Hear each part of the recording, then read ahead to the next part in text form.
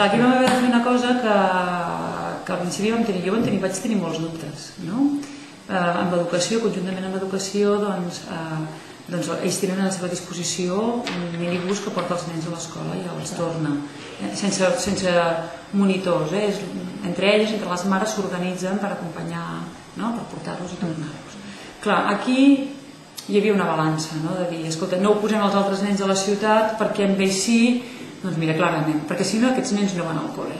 I per tant vam dir, escolta, políticament i moralment, més que políticament, moralment això ho hem de fer. I el cost tampoc no és tant i vam decidir tirar endavant i els nens estan escolaritzats.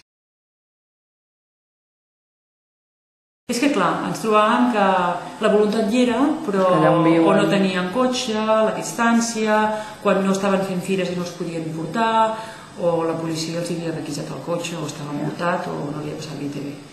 És que la casuística és tanta que al final aquest acompanyament ha de ser més proper que amb altres col·lectius.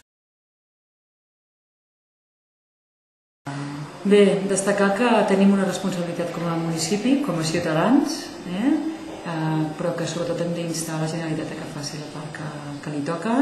Puc dir que en aquests moments hi estem treballant i hi estem treballant molt bé.